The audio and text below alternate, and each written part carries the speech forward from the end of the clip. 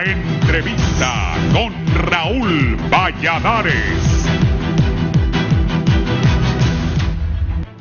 El COVID-19 es un monstruo que se sostiene en la alta transmisibilidad de las variantes y en el incumplimiento de las medidas de bioseguridad como escenarios que debilitan el efecto de las vacunas contra la enfermedad más incierta y letal del presente. Este jueves, un bebé recién nacido murió por sospecha de COVID-19 en el Hospital Escuela, en el tercer deceso pediátrico registrado en menos de una semana en la capital del país. Sin embargo, de 53 a 55 personas murieron cada día entre el 1 y el 8 de agosto y podrían llegar a más de 1.700 fallecidos, en el peor intervalo desde que el 12 de marzo del año pasado se declaró la emergencia, reconoce Edwin Lanza, presidente de la Asociación de Funerarias. Epidemiólogos y médicos señalan la irresponsabilidad pública o privada, individual o colectiva en no aplicar medidas de bioseguridad, además del lento avance de la vacunación que, por lúgubre que parezcan, apenas asoman la espectral dimensión de esta enfermedad en el país. Mayo ha sido el peor mes en número de fallecidos por la pandemia, con 1.593. seguido de julio con 1.500 y abril con 1.452, según datos de las funerarias. Tenemos un subregistro de más de 16.000 entierros hasta la fecha, sostiene Lanza, especialmente en la capital, con la mayor cantidad de positivos y decesos que la Unidad de Epidemiología del Sistema Nacional de Gestión de Riesgos no descarta sean por la variante Delta. El Leviatón azota al personal sanitario del norte de Honduras con 110 galenos caídos en lucha durante la pandemia. El Hospital Mario Catarino Rivas en 2 semanas acumula más de 12 médicos incapacitados por la alta carga viral que prevalece. Los macrodistritos y centros de salud sanpedranos no cubren la demanda de pacientes que en su mayoría necesitan servicios de alto flujo. La unidad estabilizadora municipal se acerca a su límite, inflamando aún más las alarmas al ser la mayor válvula de escape de los hospitales que ya están colapsados. Del lado de los médicos, estos aún se quejan por carecer de equipos de bioseguridad adecuados, incluso en el nivel 3 de protección y mascarillas con filtros de alta eficiencia. Otros se enfrentan 24 horas continuas de labores con un solo dispositivo. Igual situación pasa con las enfermeras en los triajes. El agua, el elemento vital en medidas de aseo e higiene, escasea en el 70% de los barrios y colonias de la capital, mientras el arranque de la temporada de lluvias inunda municipios del departamento de Cortés, teniendo a Omoa como uno de los afectados. Los primeros 2 casos de contagio con COVID-19 en Honduras datan del 11 de marzo del 2020, en 2 mujeres hondureñas que ingresaron por Tegucigalpa y San Pedro Sula, procedentes de España y Suiza respectivamente. A nivel continental, Estados Unidos sufre la embestida de la variante Delta, con cerca del 20% de todas las nuevas hospitalizaciones del país. Uruguay reabre sus fronteras para extranjeros de manera progresiva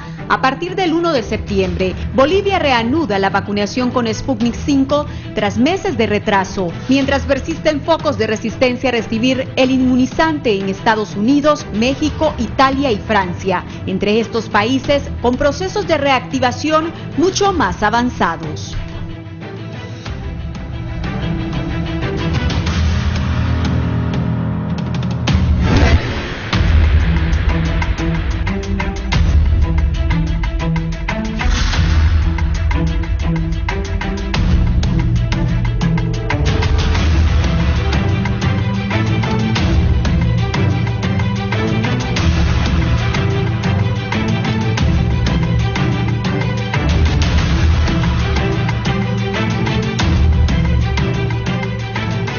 Buenos días, gracias por estar con nosotros. Estamos finalizando la semana, hoy es viernes 13 de agosto. Es un gusto saludarlos desde los estudios de Canal 11 en la capital de la República de Honduras, Tegucigalpa.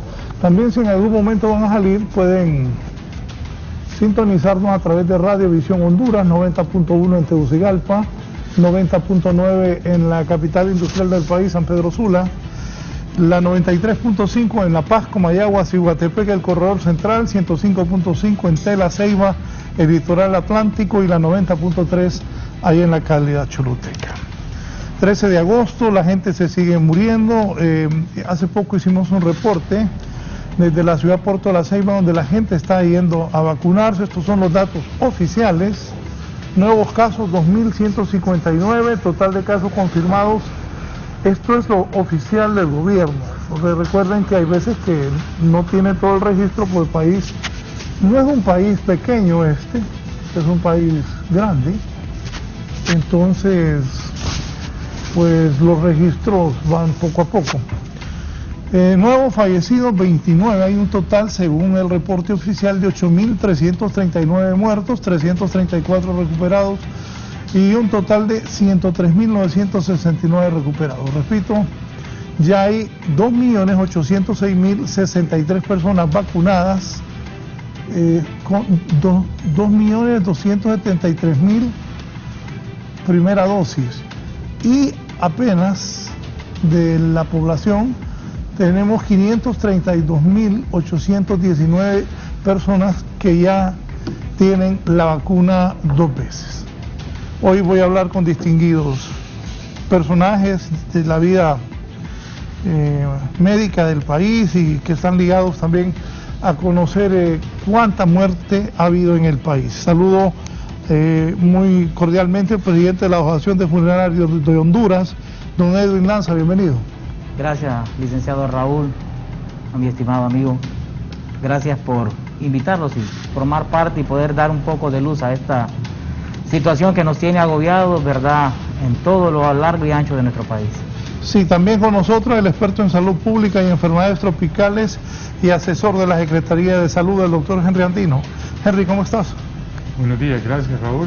Bueno, es siempre una buena oportunidad de venir y presentarnos ante la televisión y ante tu auditorio para informar lo que realmente está ocurriendo, por lo menos desde la parte oficial, y de lo que se está esforzándose, porque coincido contigo, la cantidad de muertos sigue impresionándonos.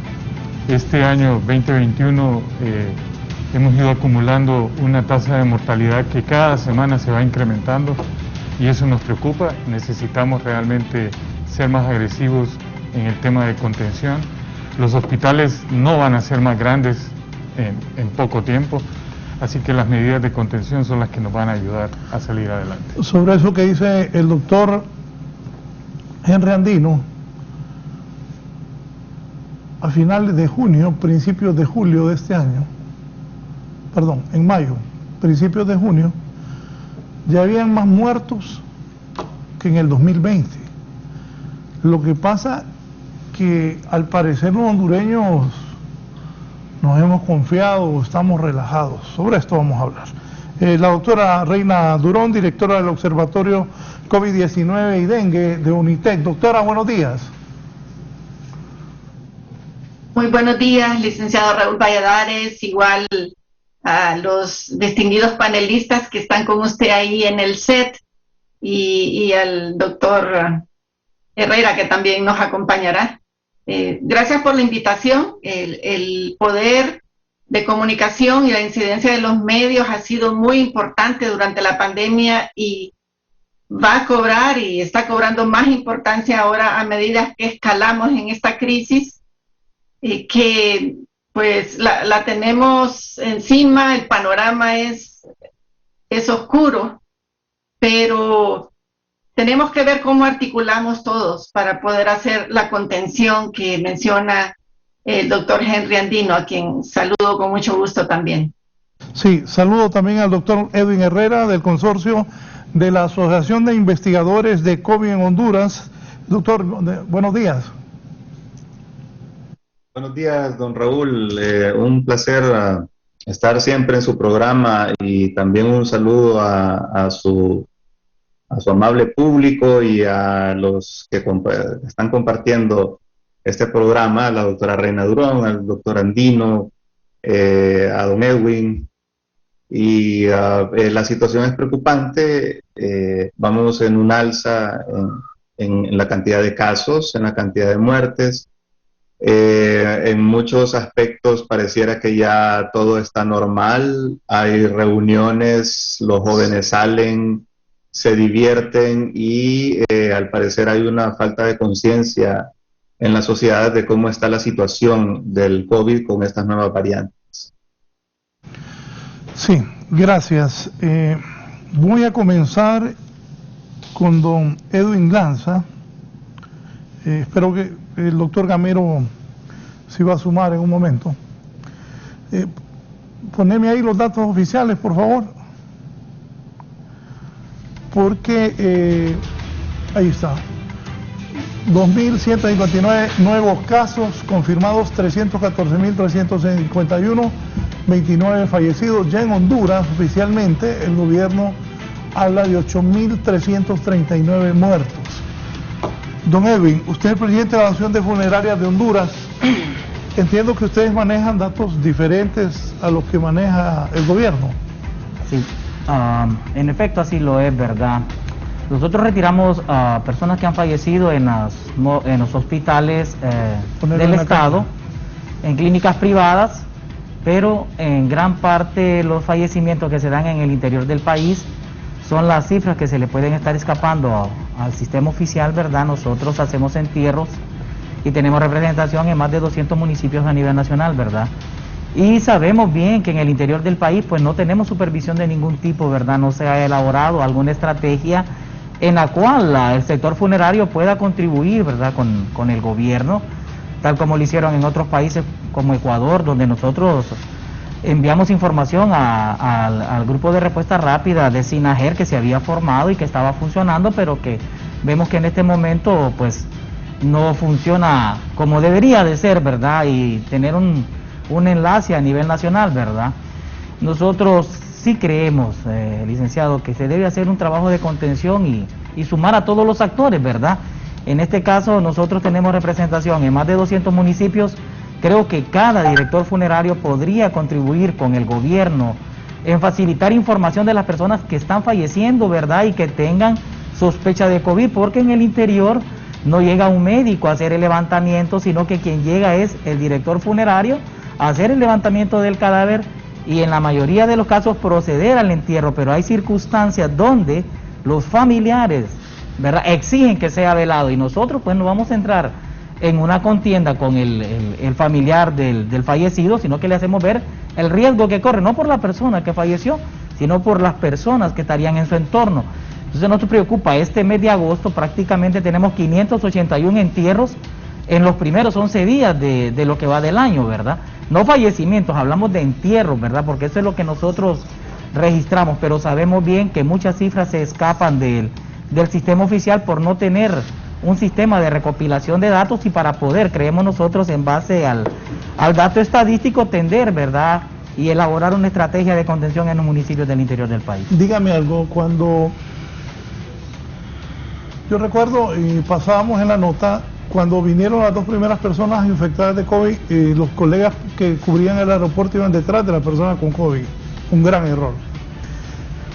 Para enterrar a una persona, creo que lo más eran 7 u 8 familiares, corríjame usted. Sí. Esas medidas de bioseguridad y con lo que usted me está diciendo de tantos muertos en todo el país, ¿las funerarias lo mantienen o ya no? Las funerarias que se capacitaron a través del CESAL, ¿verdad?, y que fuimos capacitados por el Comité Internacional de la Cruz Roja, manejamos al dedillo lo que es la aplicación del sistema de desinfección del cadáver, manejo de protocolo para manejo de cadáveres. Una gran parte de las empresas no están afiliadas a la asociación, ¿verdad?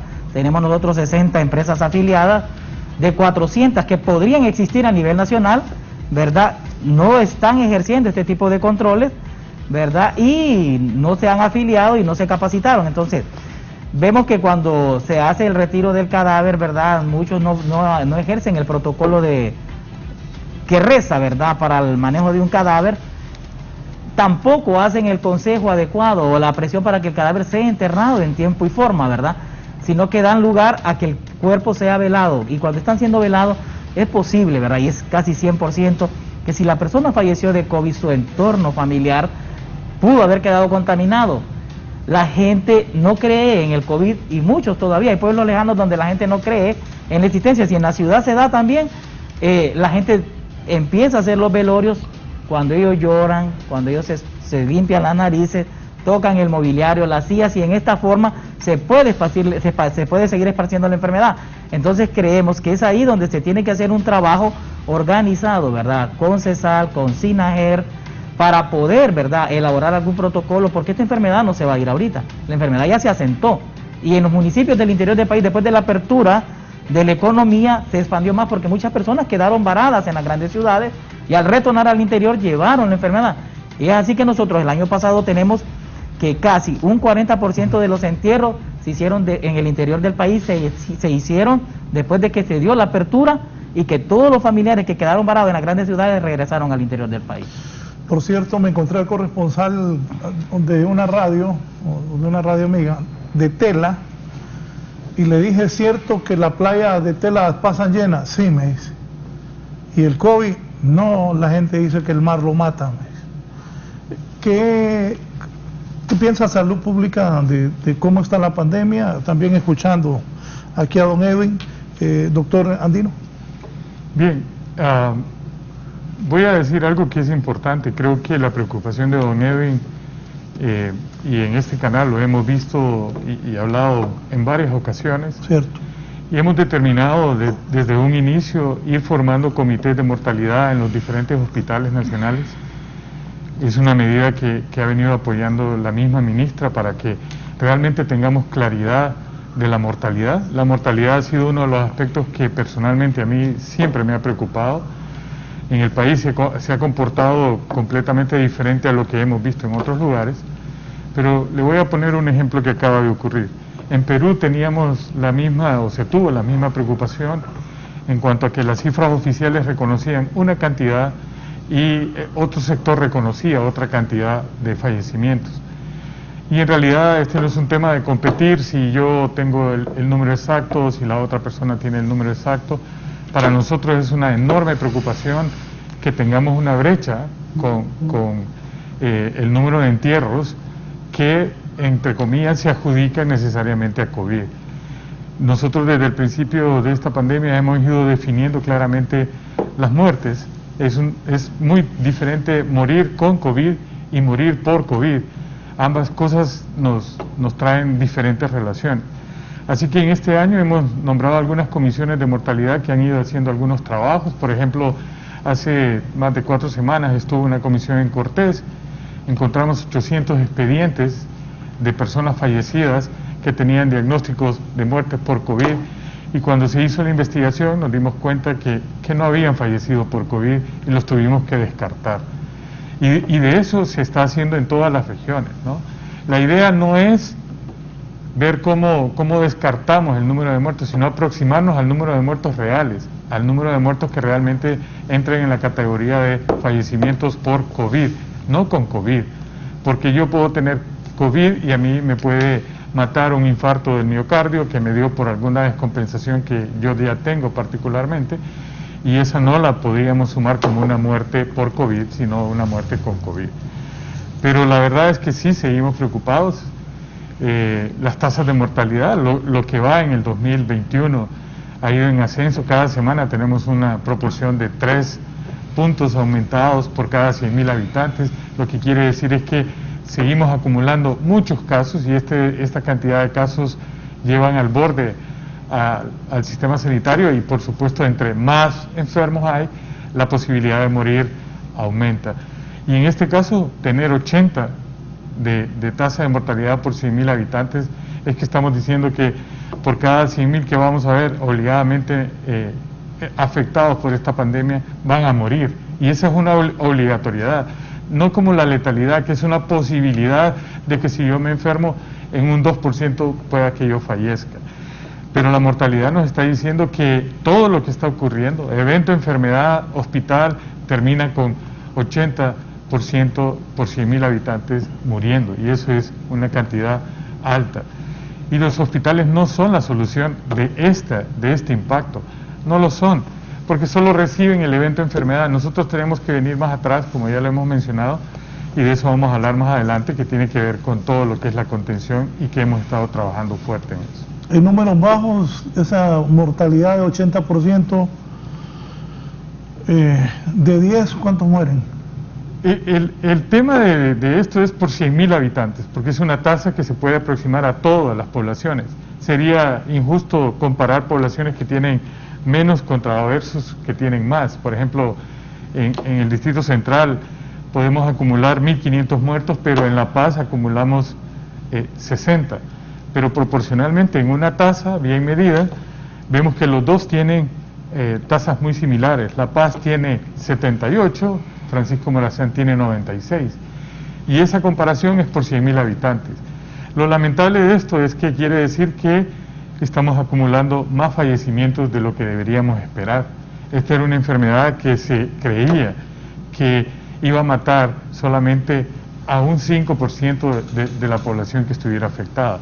Y nos hemos dado cuenta que la deficiencia entre los espacios de la infraestructura sanitaria que tenemos, por ser el sistema ya de muchos años, se vino a recrudecer con que tuvimos que desplazar más espacios para cubrir COVID. Y aún así, pues la cantidad de fallecimientos habla de que tenemos que reforzar las medidas antes de que lleguen las personas a los hospitales, antes de que lleguen inclusive los triajes, y ser atendidos desde la misma localidad antes de que terminen en una ciudad como un paciente enfermo referido. Eso es lo que estamos tratando de hacer y estamos consiguiendo algunos resultados positivos, por ejemplo en La Paz y en Olancho, han sido dos ejemplos en los que hemos estado luchando, pero lo que usted dijo al principio es muy cierto. La población no es que no ayuda, la población es que no se ha educado completamente y sigue todavía pensando de que esta pandemia ha entrado en una fase de disminución porque todo parece estar tranquilo. Como no hay ninguna restricción de ningún tipo, porque el toque de queda no es ninguna restricción, las personas siguen creyendo de que todo esto está normal y que todos pueden llevar una vida como pensábamos llevarla antes. Entonces sí estamos preocupados, la población tiene algo de responsabilidad, no toda, pero en Perú ha ocurrido que hemos tenido que revisar, se tuvo que revisar las cifras de defunciones a conciencia, es decir, hay que volver a ir y revisar todos los expedientes de manera que estas comisiones de mortalidad nos puedan dar claramente cuántos han muerto por COVID y cuántos con COVID, y no tanto porque nos acerquemos a las cifras de las funerarias o nos alejemos, es porque además la razón de muerte es una instancia clínica importante. Nosotros que desde la epidemiología utilizamos algunas medidas y estudios para medir la probabilidad de muerte y la aproximación de la muerte, y eso es importante. Así que estamos trabajando en eso y esta iniciativa que ha impulsado la señora ministra de estas instancias de los comités de mortalidad nos van a ayudar a establecer claramente esa posibilidad de quienes mueren con y quienes mueren por COVID. Sí, doctor Edwin Herrera, sus aportes iniciales, por favor. Luego la doctora que me mandó unas diapositivas que las vamos a colocar. Doctor Herrera. Micrófono. Don Raúl, no sé si usted recuerda, pero ya venimos diciendo desde hace un tiempo que esto podía pasar, que esto era perfectamente factible. Había mucho optimismo por la llegada de las vacunas, ya se estaba vacunando a las personas en todo el mundo, no solamente en Honduras, y luego surgieron estas variantes que también ya habíamos hablado que estas variantes, era posible que surgieran variantes que escaparan a la acción de las vacunas desde el inicio, varios médicos hablamos de eso. Mientras no se vacunara a la totalidad de la población, al 70% de la población mundial, no solamente de Honduras, mundial, siempre iba a haber focos en donde surgieran estas nuevas variantes y comenzaran a dispersarse de nuevo, y eso es lo que estamos viendo en la actualidad. Y pensamos que la variante Delta está en Honduras, sí, lo más seguro es que esté en Honduras. Es muy probable que esté en Honduras porque desde hace unos meses venimos viendo que las personas ya vacunadas con 2 dosis se están infectando. Entonces eso quiere decir que ya está en Honduras y que la propagación no es únicamente entre aquellas personas que no están vacunadas, sino que también entre las que están vacunadas. ¿Qué nos hace pensar eso? Que hablar ya de inmunidad de rebaño, como hablábamos antes, ya no es adecuado. O sea, ya inmunidad de rebaño, olvidémonos de eso porque es posible que surja todavía otra variante arriba de la Delta que escape todavía más a la acción de la vacuna. Entonces, lo que hablamos ahora es de que probablemente este virus va a quedar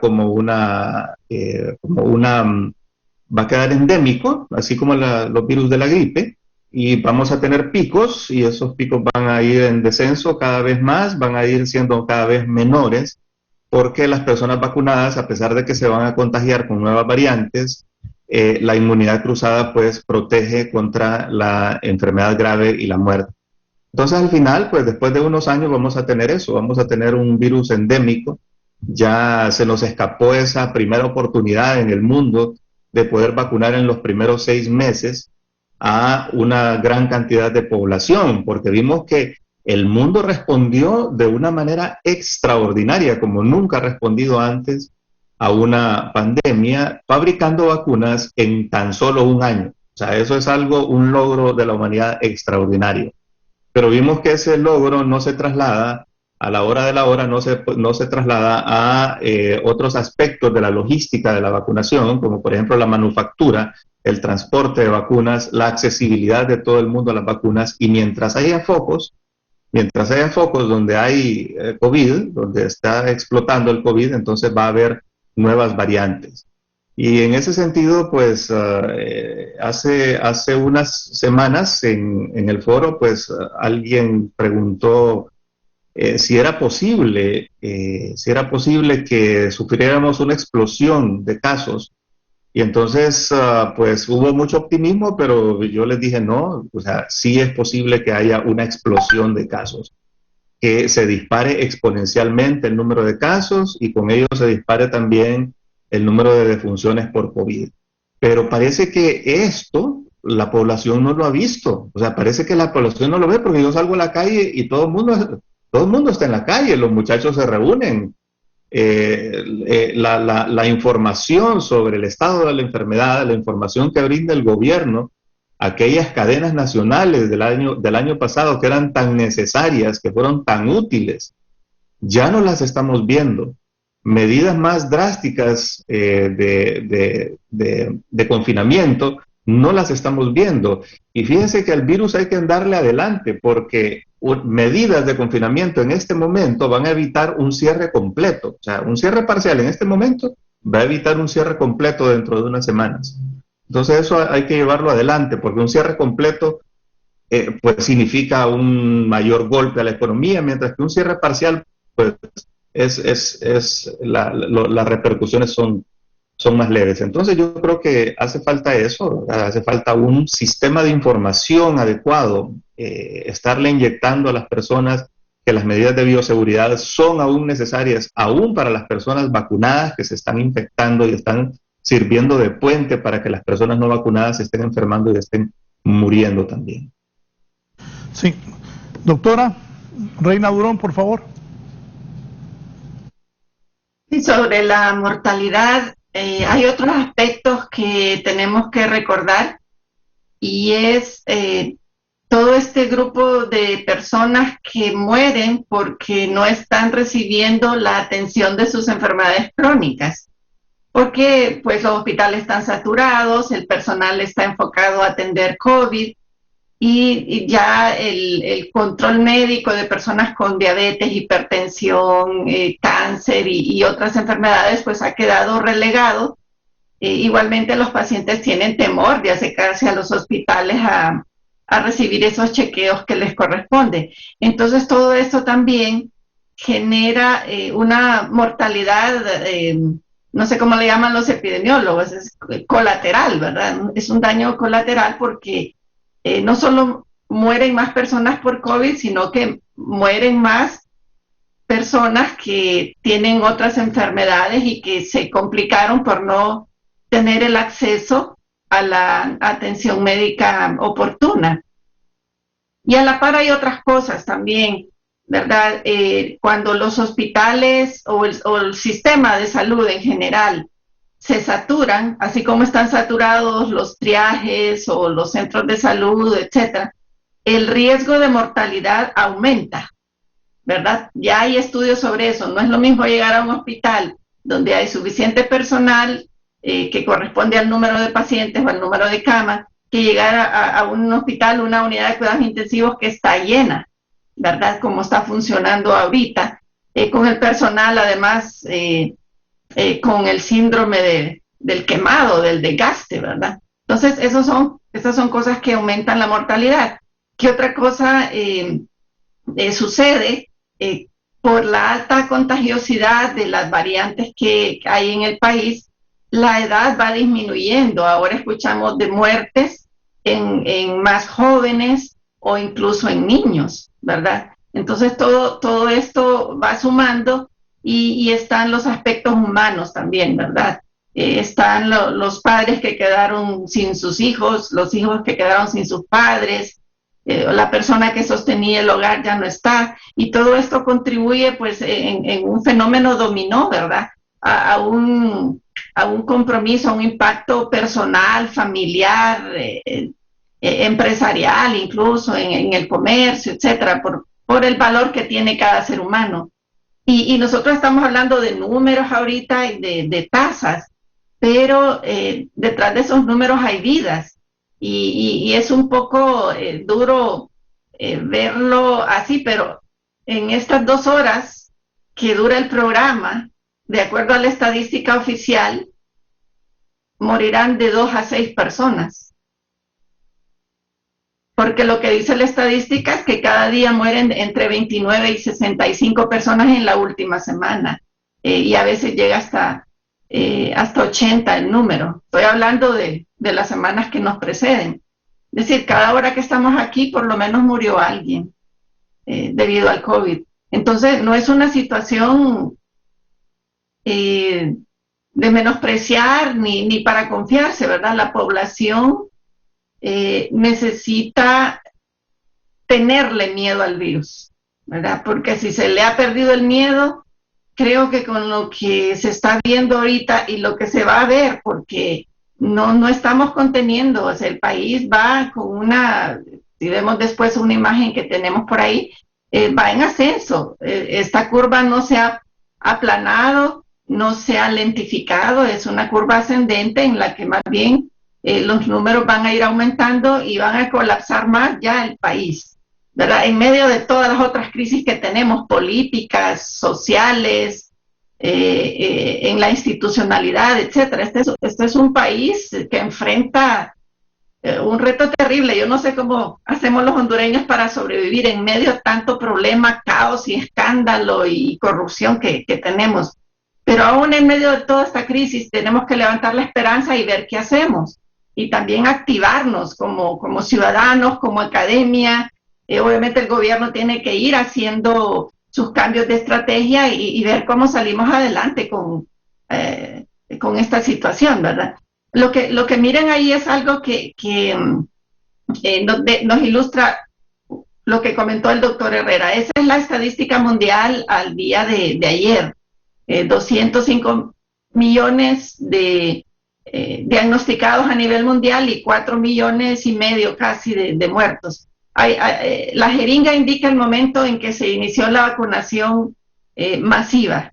Entonces, hay un detalle. Después que se acelera la vacunación, se aceleran los casos, como se ve ahí, que después de febrero después de diciembre hubo un ascenso en la curva y le pasó a todos los países y dirán, bueno, y no es que hay que vacunarse para bajar esta pandemia. Lo que pasa es que después de vacunarse ocurre la confianza postvacunal. No sé si habrá algún otro término epidemiológico, pero le pasó a Israel, a Australia, a los países más organizados. La gente mira que se vacuna más y luego se empiezan a confiar y aumentan los casos porque empiezan a bajar la guardia, empiezan a reunirse, a hacer las fiestas familiares, ir al estadio, etcétera. Entonces, aumentan y eso es lo que pasó en el mundo. Sin embargo, empezó a bajar la curva en la mayor parte de los países. En Honduras nunca ha bajado, ¿verdad? Pero empezó a bajar la curva. ¿Y qué sucedió? Pasa el tiempo y como aparece ahí un virus arriba en aproximadamente el mes de abril-mayo, ¿no? Empiezan estas variantes más contagiosas y vuelve, esta es otra ola en el mundo, ¿verdad? Vuelve a subir, ahí aceleró la vacunación otra vez, hasta países como Honduras que estaban esperando vacunas, empiezan a recibir mayor número.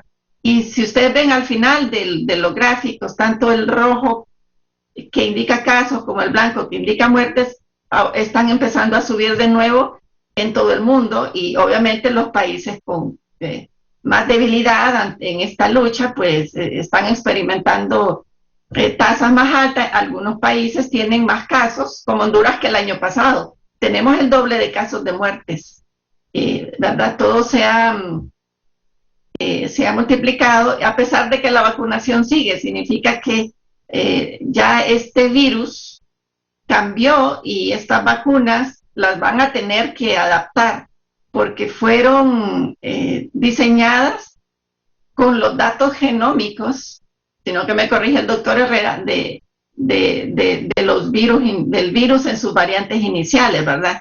Que lo podemos ver. Y no sé si hay tiempo de ver la siguiente, podemos hacerlo un poco breve. Y cómo está la letalidad en Centroamérica, ¿verdad? Y aquí vemos que el Triángulo Norte tiene la letalidad más alta, significa el mayor porcentaje de personas que mueren entre todos los que se enferman, ¿verdad? Y esta letalidad ha ido creciendo, y aún países que vacunan más, como El Salvador, tienen letalidades altas, o sea que algo está pasando ahí. En Nicaragua, pues la transparencia de datos no permite sacar conclusiones, ahí no estamos seguros qué está pasando. Y en Costa Rica y Panamá, pues la letalidad es menor, es más o menos la mitad de lo que tenemos en el Triángulo Norte, es decir, en Honduras, Guatemala, El Salvador. Y en la siguiente está el reto de las variantes, que el doctor Herrera, como genetista, podrá comentar luego. En resumen, la barra roja indica que al menos en el continente americano, la variante inicial, que era la variante alfa, ¿verdad? Según la nueva nomenclatura, era la que predominaba, y de acuerdo a los meses fueron apareciendo otras variantes. Lo importante aquí es resaltar el verde, ¿verdad?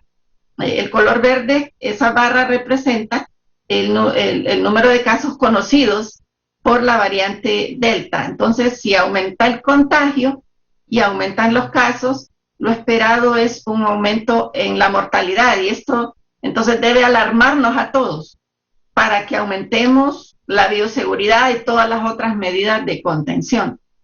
En la siguiente, rápidamente mostramos la proyección de cómo va a estar la situación a enero del año 2022. Esto es, esta estadística, aquí aparecen 312,000 casos, es del día previo, no se sumó todavía el último reporte de anoche. Entonces, el número de casos, como se ve, en enero sigue el pico, ¿verdad? Según esta proyección, porque no estamos viendo el impacto, a menos a nivel de población general, de la vacunación. Ojalá lo haya, pero en todo el mundo siempre aumentan los casos después de vacunarse por una temporada, ¿verdad? Y después tiende a mejorar cuando se hace el resto de la contención, que en Honduras nos está costando, y como ya se ha hablado, la gente se está olvidando y algunos no creen todavía. En la otra imagen, el mensaje es, la línea verde es el número de personas hospitalizadas según los datos de SINAGED, y vemos como la curva va en ascenso, aunque a veces se diagnostican más o menos, que es la curva azul, que se mira que es un pico que sube y baja. Eso depende del número de pruebas que se ha hecho o dónde se hicieron, ¿verdad? Pero el constante es el verde, el número de hospitalizados que continúa, y el número de graves, que es la línea naranja, esa también tiene un ascenso gradual, y igual que el número de fallecidos, que por la escala que estoy usando en el gráfico, pues no se ve, pero cuando uno mira desde febrero ve el ascenso, ¿verdad? Y en la siguiente, de nuevo enfocándonos en casos versus mortalidad, aquí la imagen es el grupo de edades y la línea naranja indica los que tienen 50 años. Entonces, cuando vemos los casos, se contagian o hay más casos diagnosticados en menores de 50 años que en mayores. Pero cuando vemos quienes mueren, todavía en Honduras mueren más los mayores de 50 años. Sin embargo, la curva está cambiando cuando uno la analiza en el tiempo, ¿verdad? Cuando ve que pues ahora hay más fallecidos jóvenes y también niños. Y luego pues sobre pues los departamentos donde hay más casos y mortalidad, pues yo sugiero que quienes están viendo aquí lo consulten en la página de UNITEC. Todos estos gráficos, y son tableros interactivos, los pueden consultar en la página del observatorio, en la página de UNITEC. Entonces, si gustan, nos quedamos aquí. Y esa es la reflexión que yo quería hacer. Después hay unos datos de vacunación que el doctor Herrera los va a comentar. Yo tengo un compromiso a las 8, así que voy a tener que retirarme antes, pero sí quería dejar este panorama de los números, que la gente los puede estudiar más en la página del observatorio, en la página de UNITEC, porque los números nos están gritando. Por favor, cuídese. Por favor, vea cómo puede mejorar la seguridad en el área de trabajo suya, en su oficina, en el sistema de transporte, gobierno. Veamos dónde hay que reformular la estrategia, dónde hay que comunicar más, educar más, etcétera. Los números nos van guiando. Y en resumen termino. Vamos mal y estamos preocupadísimos. Sí, gracias, doctora. Solo voy a hacer unos mensajes para tener los comentarios de los panelistas. Un momento. Ya volvemos con más de la entrevista con Raúl Valladares. Continuamos con más de la entrevista con Raúl Valladares.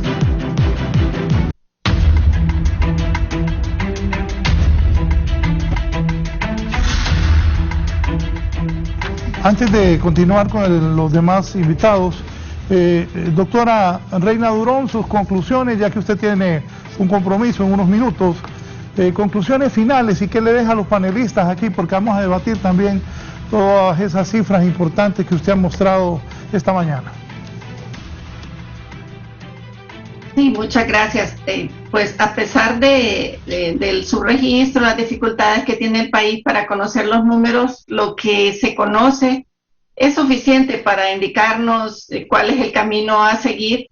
Y como bien decía el doctor Andino, le toca a todos, ¿verdad? Pero aquí pues tiene que haber un liderazgo y pues siempre esperamos el liderazgo de parte de las autoridades del país, ¿verdad? De parte del gobierno, de la Secretaría de Salud. Hay que aprovechar toda la articulación, ¿verdad? Con la academia y con otros sectores. Y sobre todo, muy importante, el fomentar la unidad y el fomentar ese empoderamiento comunitario, ¿verdad? Porque la gente está desanimada, incrédula, es objeto ahorita de la fatiga pandémica. Todos estamos cansados, quisiéramos reunirnos, quisiéramos salir, ¿verdad? Pero aún esa parte de la salud mental tenemos que enfocarla. Y es bien importante que este virus hay que pararlo en las comunidades, ¿verdad? Aquí hay especialistas que pueden hablar más sobre esto, con más propiedad. Pero estos comités a nivel de municipios son sumamente importantes. Ahí hay que revisar de nuevo, ¿verdad? La estrategia. Y nosotros como observatorio COVID de UNITEC y también el Consorcio de Investigadores COVID tiene una propuesta que la hemos publicado en varios boletines sobre elementos a considerar en un plan nacional, ¿verdad? Que además de fortalecer el sistema de salud implica usar otras cosas como tecnologías de información, tanto para el monitoreo de los números como telemedicina, ¿verdad? También hemos propuesto una revisión de algunos aspectos económicos, por ejemplo, una reducción en los aranceles de las pruebas diagnósticas y de los medicamentos y de los tratamientos, porque la carga está quedando sobre el ciudadano, porque si usted va a un triaje, prepare el dinero, porque lo que le pueden ofrecer en cuanto a exámenes y tratamiento es limitado. Entonces tenemos que ayudarle a la población. Y pues hay otras intervenciones ahí en cuanto al mayor control del sistema de transporte público. También el hecho de en el sistema educativo, ¿verdad? Revisar bien los pilotajes y porque se ha interpretado que ya hay que abrir escuelas así, ¿verdad? Pero no se ha dicho qué dicen los pilotajes o cuál es el manual operativo que se va a usar. Entonces sugerimos más comunicación al respecto y apoyar la ciencia hondureña, ¿verdad? Necesitamos que se usen las investigaciones, que se apoyen las investigaciones y bueno, este gran diálogo es el que nos puede sacar adelante porque vienen tiempos difíciles. Los números lo dicen y bueno, en guerra avisada dicen pues el soldado tiene que estar preparado.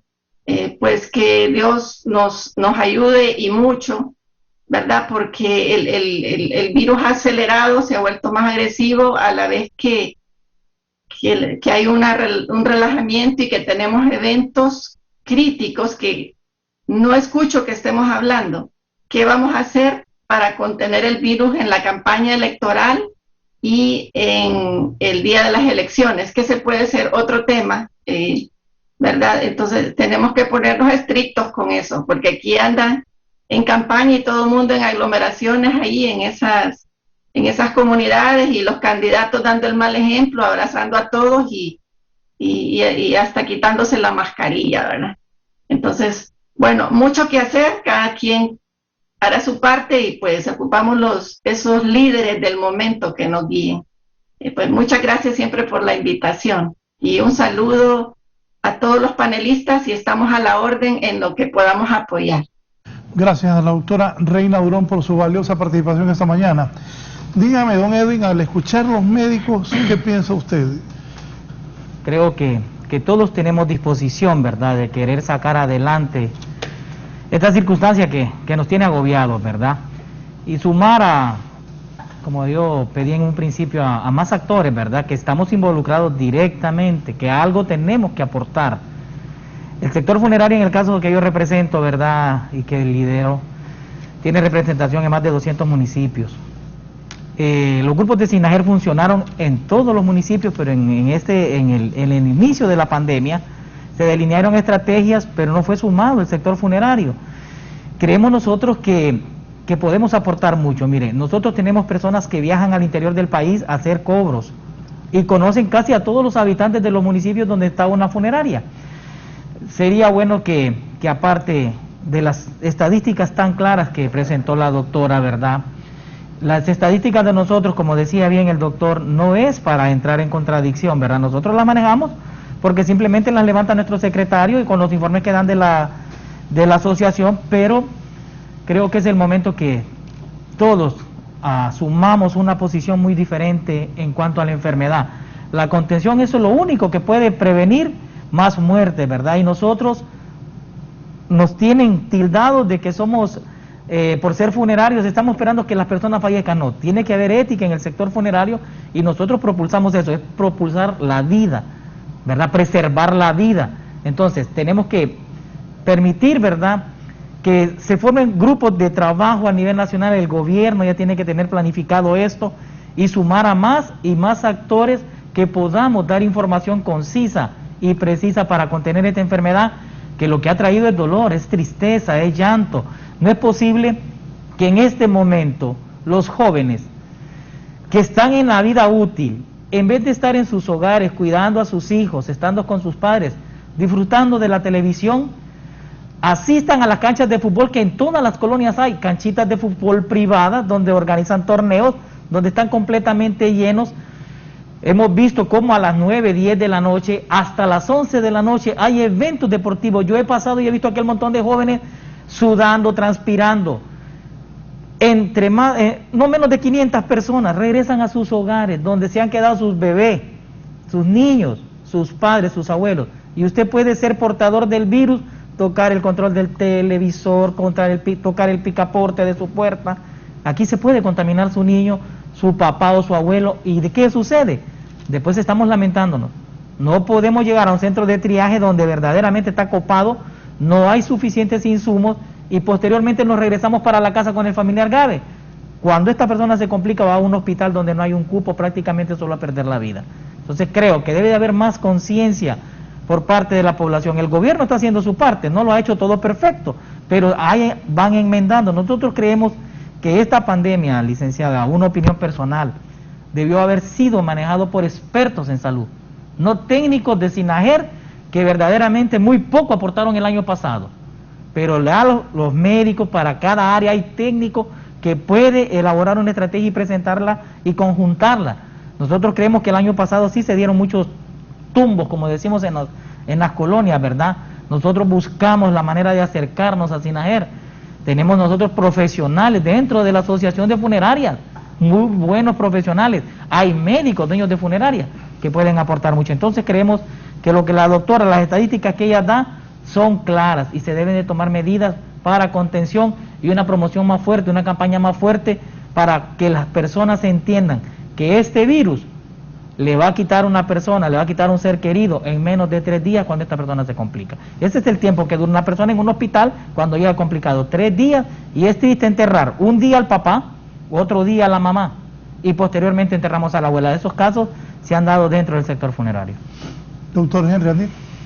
No, y sin duda, don Edwin tiene razón, cómo el virus ha ido incrementando sus capacidades para hacer más daño, y eso nos ha obligado a nosotros a hacer y repensar mucho más la forma en cómo lo tenemos que combatir y dar una respuesta más contundente.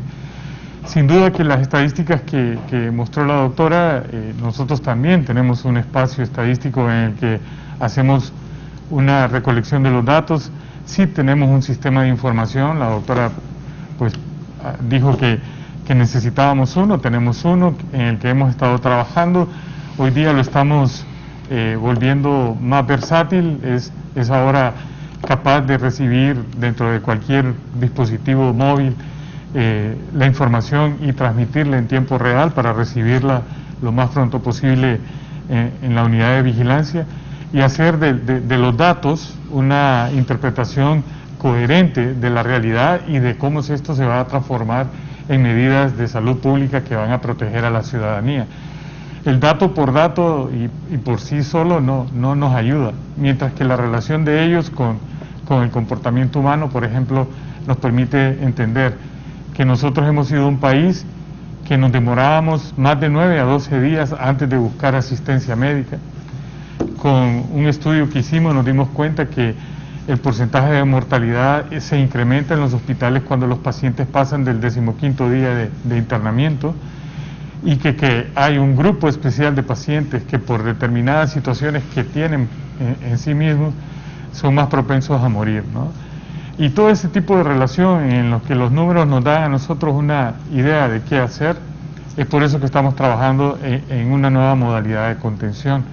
Hay un equipo grande dirigido por el doctor Alcides Martínez que está trabajando sobre un programa de contención que va a ser financiado por fondos del BID y que amplía grandemente desde la participación comunitaria, como bien decía la doctora Reina, cómo se organizan las comunidades, porque aunque ustedes no lo crean, las comunidades tienen problemas serios. Cuando nosotros vemos la forma en cómo recolectan la cantidad de muestras que procesan y cómo lo demoran en llevarlo al laboratorio, entendemos y investigamos de que la falta de cooperación entre algunas de las comunidades permite que estas muestras lleguen muy tarde y que al final una muestra que se procesa tarde y un resultado que se entrega tarde no tiene la misma validez que cuando lo entregamos en un laboratorio que ahora mismo tiene la capacidad de que en menos de 48 horas tiene el resultado y la gente puede hacer de su enfermedad un tratamiento que le pudiera ayudar.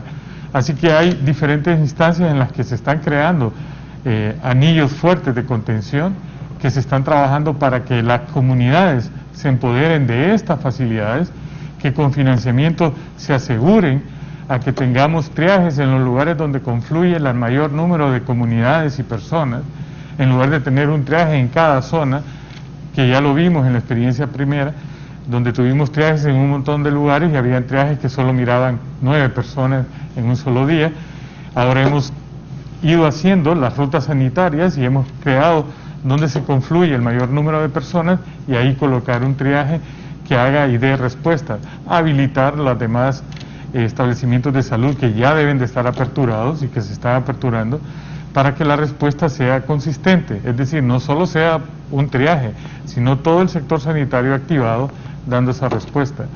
Y después venimos más acá a ver los triajes, ya los triajes de las capitales, donde sí se supone que debería de haber mayor capacidad, y ahí es donde se ha diseñado otra estrategia de cómo aumentar las capacidades de respuesta de estos triajes, que lamentablemente el triaje se ha convertido en un hospital de día. Esa no fue nunca la idea de la conversión de estos centros de estabilización.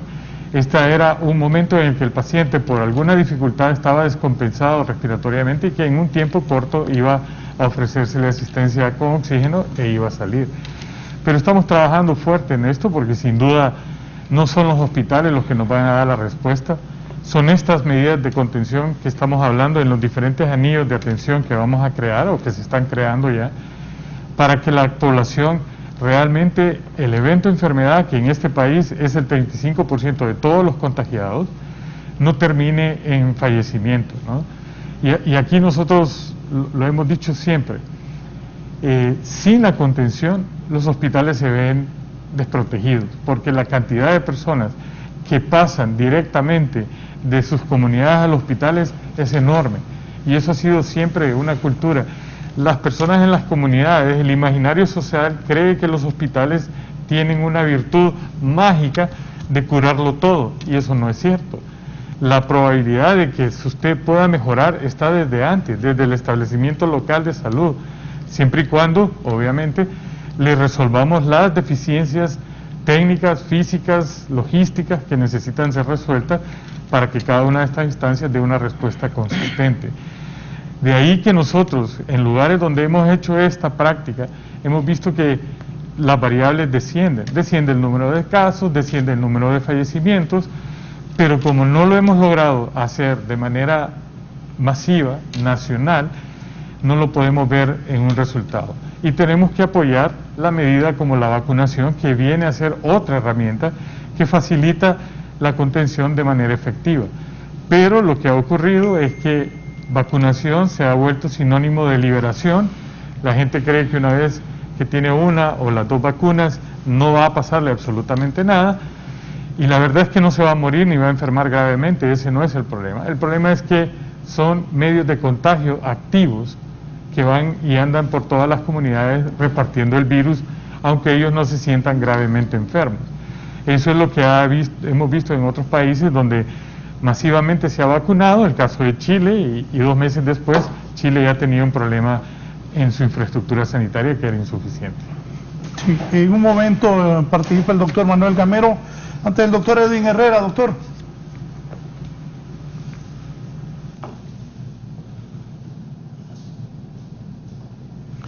Micrófono, doctor, por favor. Sí, perdón. Con respecto a la mortalidad, yo estoy de acuerdo con don Edwin que hay que buscar alguna manera de integrar la información.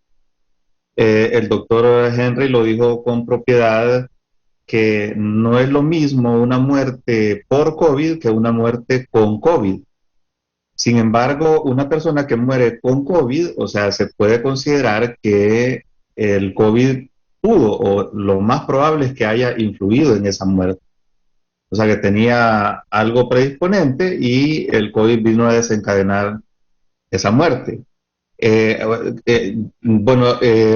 Los epidemiólogos manejan este concepto que es el número de muertes por arriba del promedio, o sea, sacan un promedio del número de muertes en un momento determinado del año en 5 años y luego ven cómo ha afectado la pandemia, y la pandemia pues ha afectado muchísimo porque no solamente mueren los pacientes de COVID, sino que como los sistemas de salud están saturados, entonces también mueren pacientes que tienen insuficiencia cardíaca, pero que no encontraron un cupo en el hospital, y otro tipo de pacientes que no murieron por COVID, pero sí murieron a causa de la pandemia. Entonces todo eso, todos estos números hay que tomarlos en cuenta al ver la gravedad de la pandemia. Recordemos también que en muchas zonas del país los pacientes son atendidos en su casa, no van al hospital, mueren en su casa. Esas son estadísticas que a veces no registra el gobierno, y las funerarias llevan un buen registro de eso. Entonces se debe buscar la manera de integrar esos datos también, o sea, de articular esos datos de las funerarias con la información oficial que maneja el gobierno. Y con respecto a la vacunación, yo me alegro que Honduras pues sí se ha puesto en marcha la vacunación, y estamos por arriba incluso de Guatemala. Nos hace falta muchísimo todavía. La vacunación no protege ya contra la enfermedad. Ya, como decíamos antes, como decíamos el año pasado, ¿verdad? Que nos protege el 96% la vacuna Pfizer y nos protege tanto por ciento la otra vacuna. Eso ya no lo manejamos así, ¿verdad? Ya no, porque las nuevas variantes escapan a la acción de la vacunación, y ahora más bien hablamos de protección contra la hospitalización y la muerte. Entonces todavía las vacunas nos están brindando protección contra hospitalización y muerte, pero aún así podemos enfermarnos, y aún así al estar enfermos, asintomáticos, llevar ese virus a nuestras familias, a nuestras casas, y pues vamos a ver defunciones en nuestra familia. Entonces es importante eso, es inculcarle a la población no solamente que se vacune, sino que aunque se vacune, debe seguir las medidas de bioseguridad, debe seguir el distanciamiento. Yo sé que estamos cansados. Muchas personas dirán, entonces, ¿para qué me voy a vacunar si voy a seguir las medidas de distanciamiento? Bueno, porque las probabilidades de muerte por si se contagian bajan enormemente si está vacunado. Pero me alegra, sí me alegra que la vacunación va en marcha. Se incluyeron grupos de edades menores, entre los 20 y los 30 años, que ya habíamos hablado en un programa anterior con el doctor Andino, este es un grupo de riesgo, no porque sean los que más se mueren, o sea, claro, las defunciones se dan más en las personas con comorbilidades y con mayor edad, pero este grupo es sumamente importante porque este grupo de jóvenes es el grupo más inquieto, el que va a jugar partidos de futbolito, el que se reúne con los amigos por las noches, el que va a bailar, el que va a trabajar, se descuida y lleva ese virus a la casa, se contagian todos los familiares y alguno de ellos muere. Y eso me alegra bastante, ¿verdad? Que ese grupo de edad se haya incluido en la vacunación también. O sea que en cuanto a vacunación, no vamos tan mal. O sea, podemos ir mejor, podemos aumentar el número de centros de vacunación, aumentar la publicidad, la información de dónde se está vacunando, cuándo, qué edades se están vacunando, porque muchas veces, o sea, hay personas que me escriben y me llaman a mí qué edades están vacunando y a dónde están vacunando, y a veces esa información yo no la manejo. Entonces, eso es algo sumamente importante, o sea, que el gobierno tenga un medio de informar a la población exactamente dónde se está vacunando, qué grupos de edad se están vacunando, que la población tenga una información precisa sobre todo eso. Y eso aunado a las medidas de contención, o sea, yo creo que debemos ser un poquito más estrictos con esas medidas de contención. El gobierno debe supervisar los locales comerciales, restaurantes, etcétera. Uno, para que no sean lugares muy aglomerados, no hay una aglomeración de personas, porque en la medida en que hay más personas en un lugar, aumenta la carga viral, aumenta el número de personas probablemente contagiadas, y aumenta la carga viral y la probabilidad de contagiarse.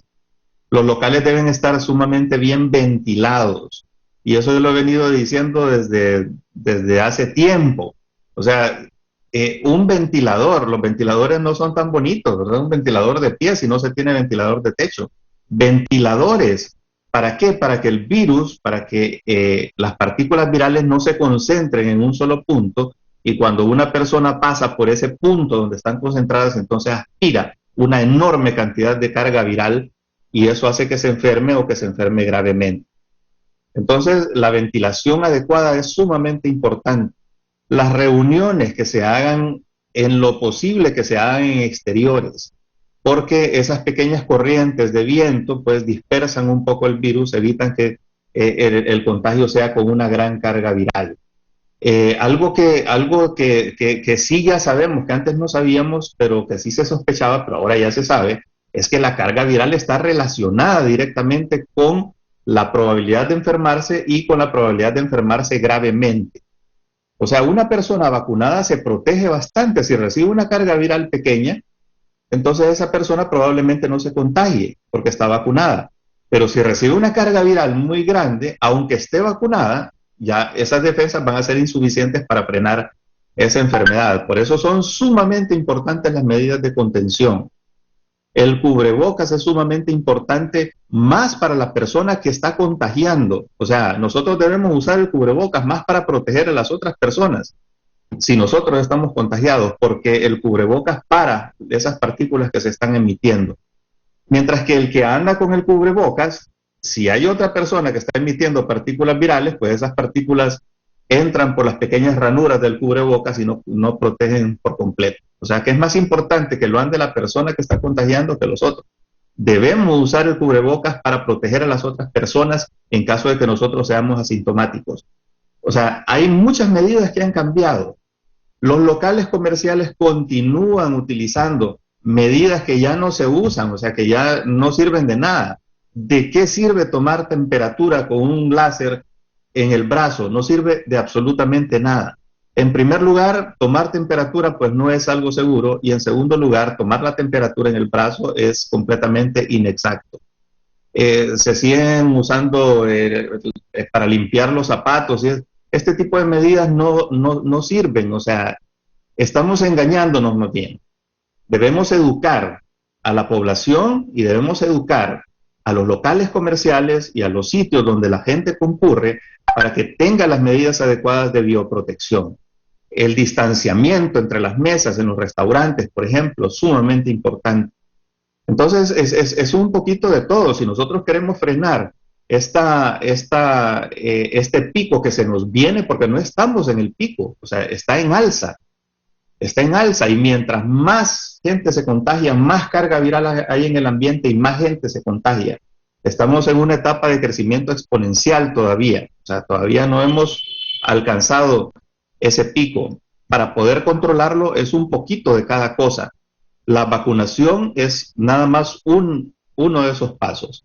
Las medidas de bioseguridad son importantes. Las medidas de restricción, o sea, el confinamiento parcial, es sumamente importante en estos momentos para evitar un confinamiento completo dentro de unas semanas.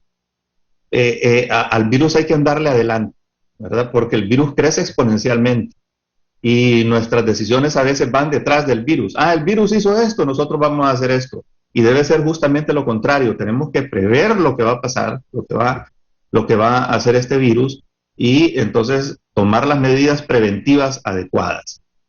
La educación es fundamental. Yo creo que es el pilar básico.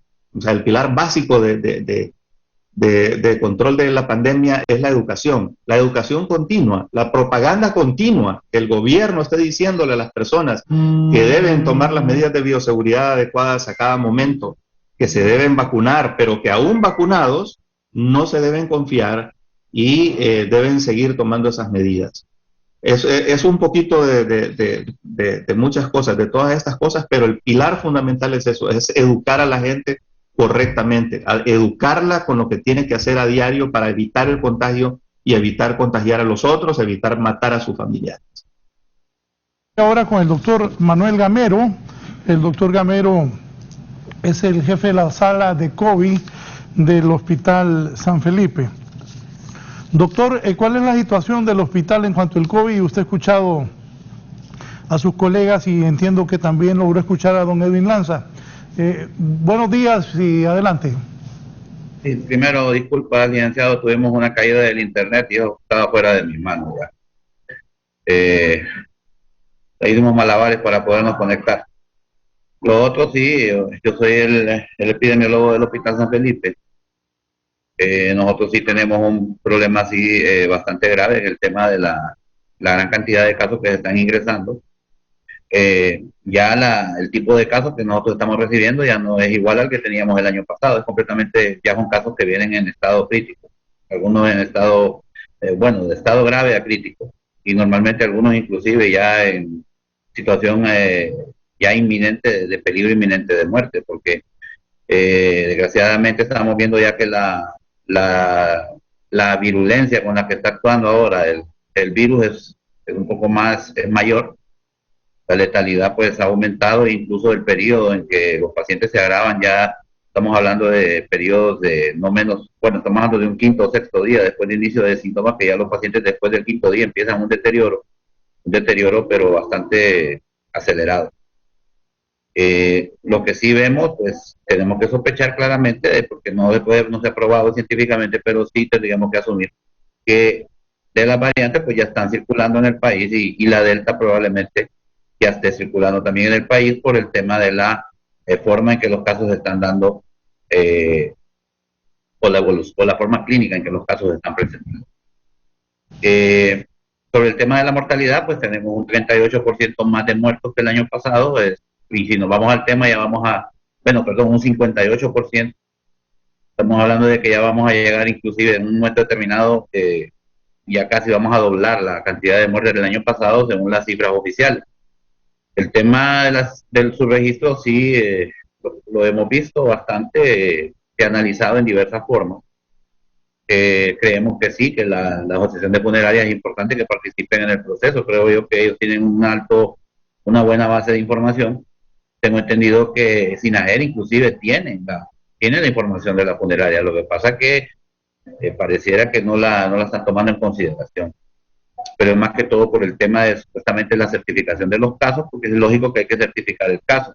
Sin embargo, creo que las actas de defunción son documentos de fe pública que podrían utilizarse para tener más o menos una idea de lo que podría estarse dando ya con el tema de las muertes que no están confirmadas por la vía del laboratorio, que es lo que nosotros estamos haciendo a nivel nacional.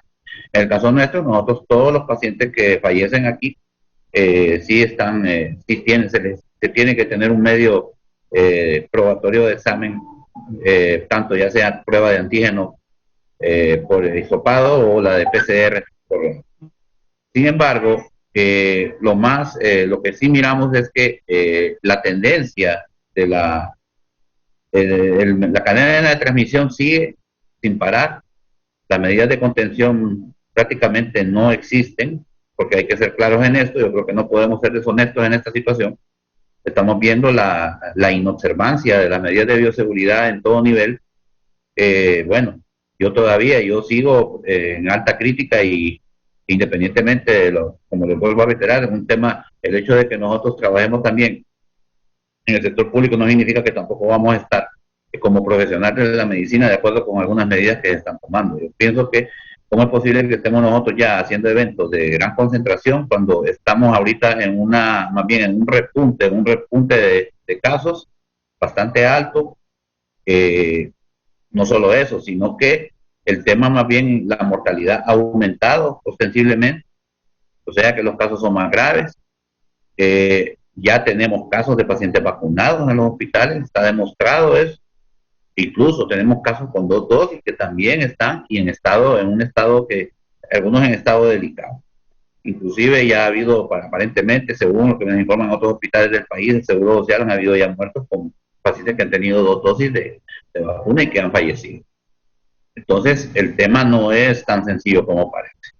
La situación, como vuelvo a reiterar, y según los estudios científicos, está claro incluso de que los vacunados son transporte viral, son un transporte viral y se están convirtiendo más bien en la mayor fuente de contagios que tenemos en este momento. O sea, la cosa no es una cosa bien difícil y desgraciadamente estamos viendo ese tipo de conducta de parte de la población que no abona en nada.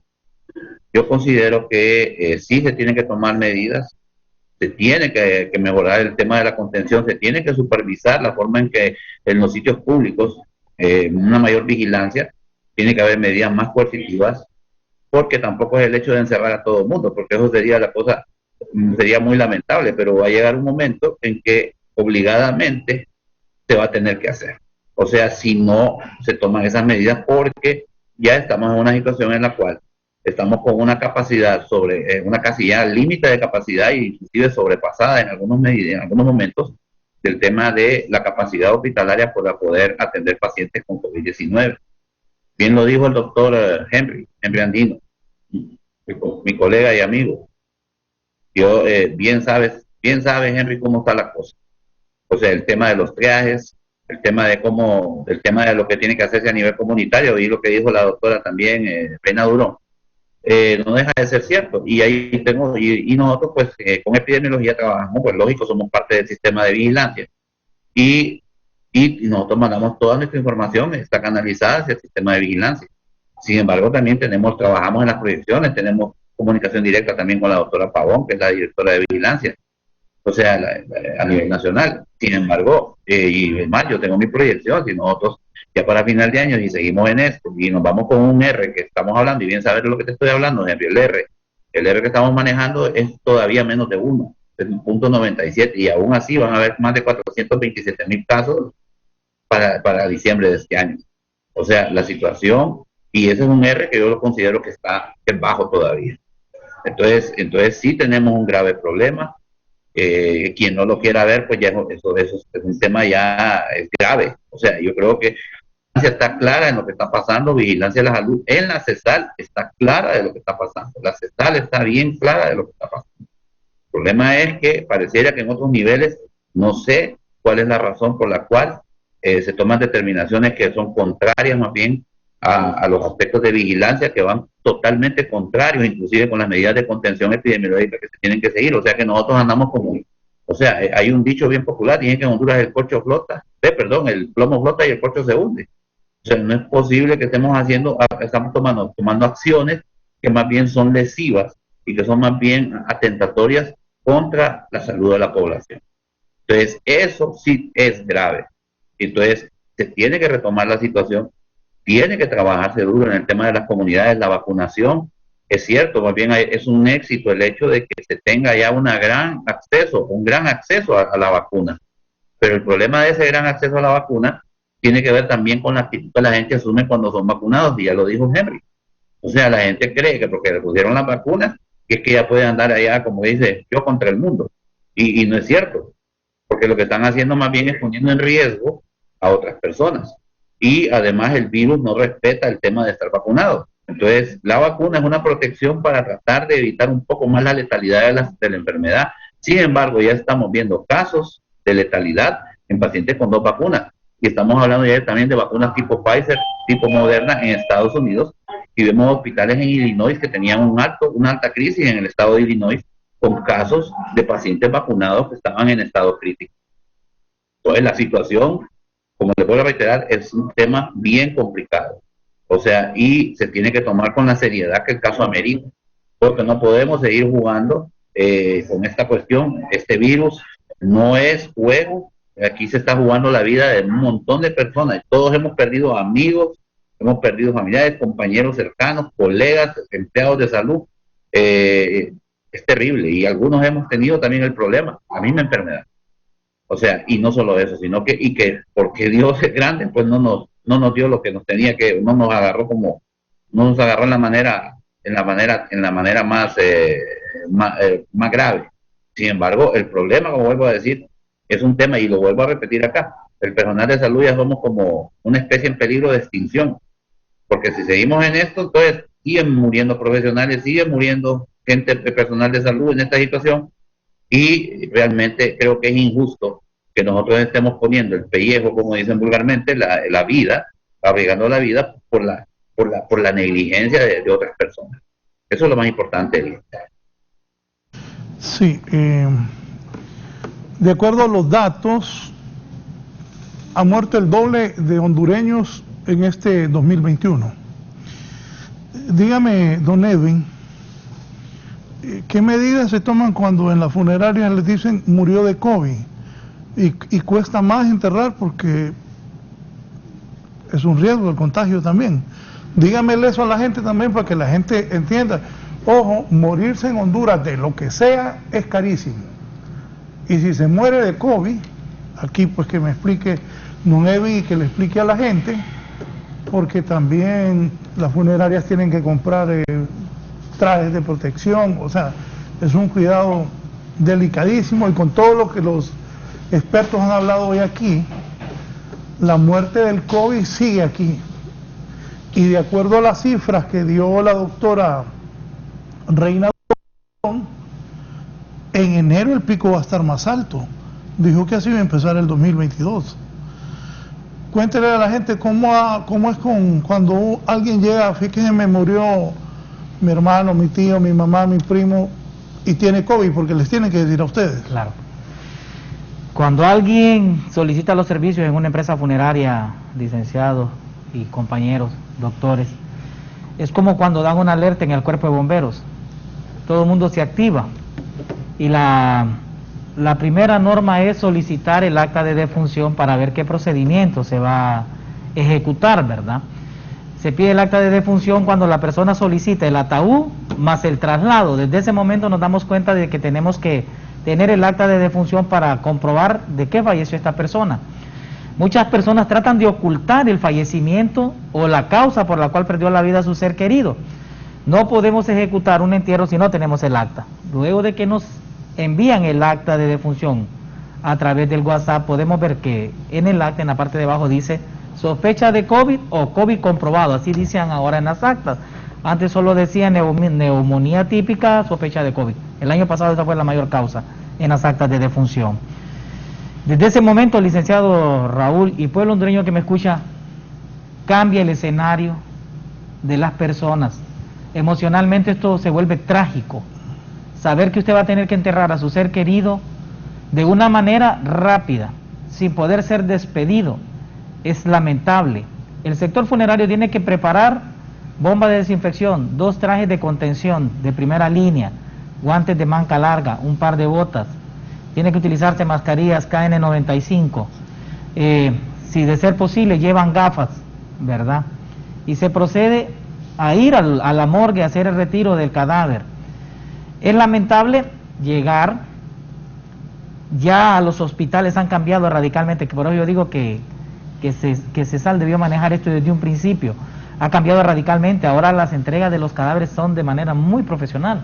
La denuncia la estuvimos haciendo y se tomó en cuenta nuestras denuncias a través de los medios de comunicación, y ahora utilizan unas bolsas súper especiales que usted puede levantar del torso para arriba y es transparente, ahí puede ver el cadáver, no hay necesidad de abrir la bolsa como se hacía anteriormente.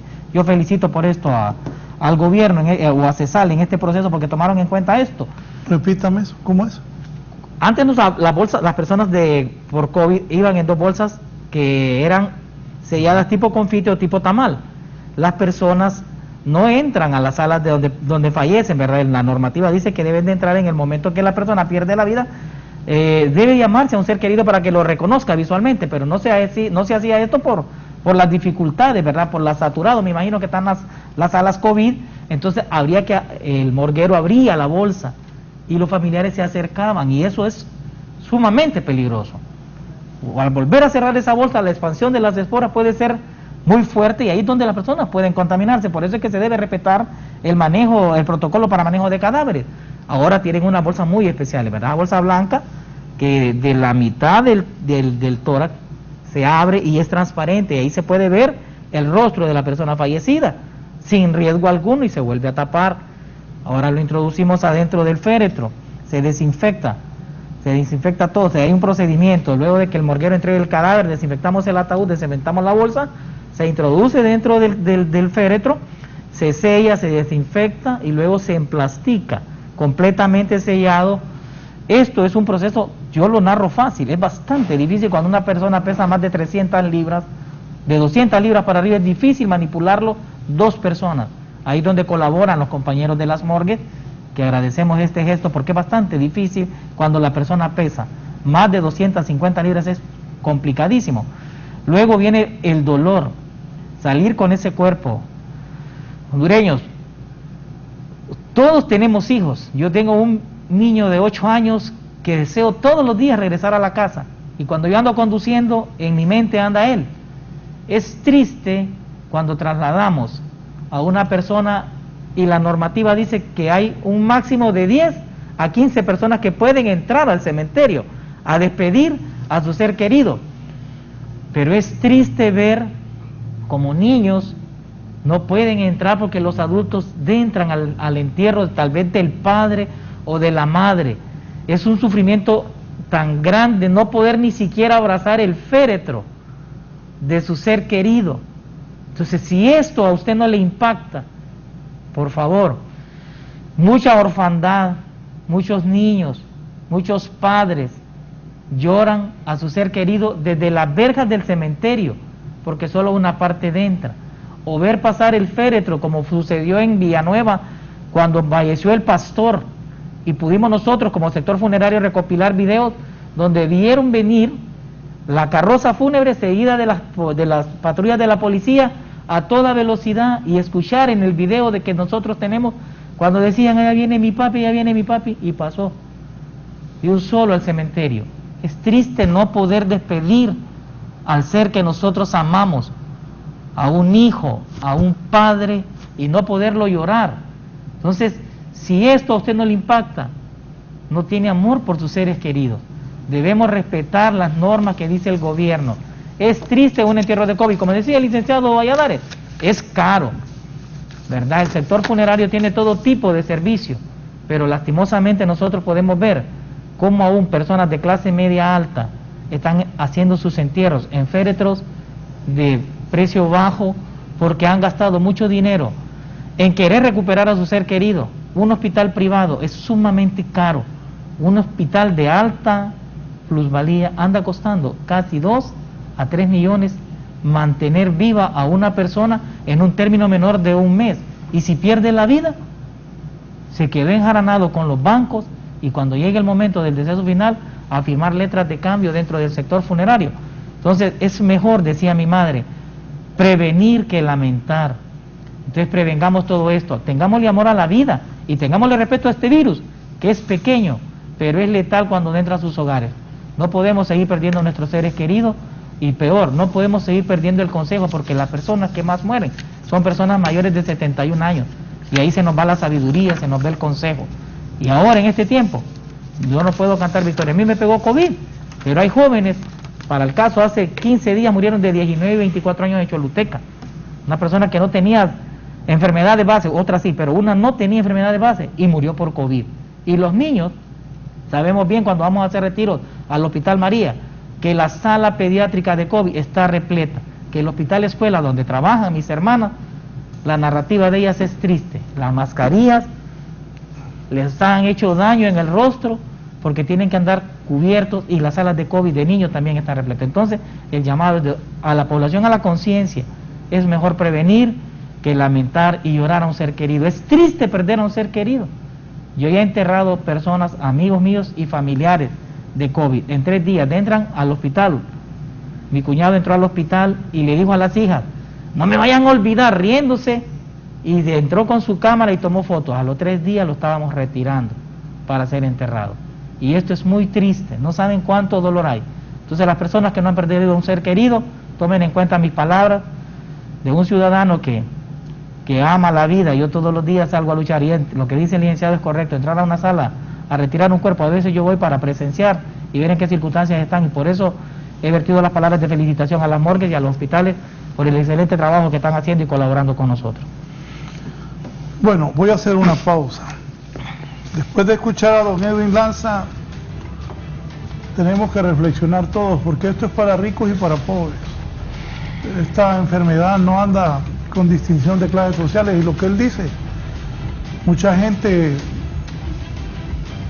al inicio yo llamé personalmente a los hospitales privados, y el que menos cobraba por ingresar a una persona al inicio eran 250.000, de ahí fue subiendo. Una pausa y continuamos. Ya volvemos con más de la entrevista con Raúl Valladares. Continuamos con más de la entrevista con Raúl Valladares.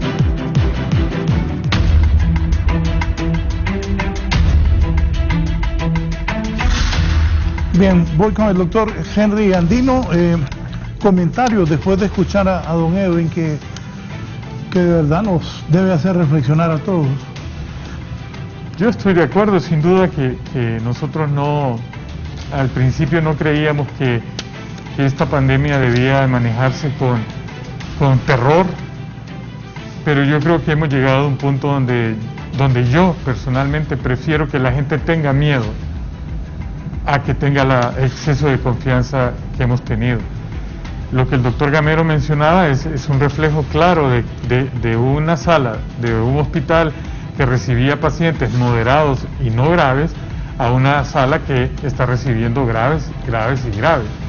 Y eso da la medida de que lo que estamos viendo son cadenas de contagios abiertas, donde la población se está infectando uno a uno. Y lo peor es que estamos infectando, como bien decía don Edwin, al círculo más cercano que tenemos en casa, y eso en realidad perjudica increíblemente a la familia. Y como bien decía don Edwin, es lamentable entender de que un evento que debe de ser tratado y solucionado dentro de los primeros 5 días con bastante ventaja clínica para las personas, termine en enfermedad y luego termine en muerte. Y como bien decía el licenciado Raúl, los costos de hospitalización en los hospitales privados son altísimos, y los costos en los hospitales públicos son tan altos que la logística se llega a perder. Nosotros hicimos un estudio sobre la mortalidad y letalidad en hospitales privados y públicos, no tanto para que comparáramos dónde se murieran más, dónde se murieran menos, sino para comparar cómo la logística de un lugar incide necesariamente en el derecho de vida que puede tener una persona que llega a un hospital público.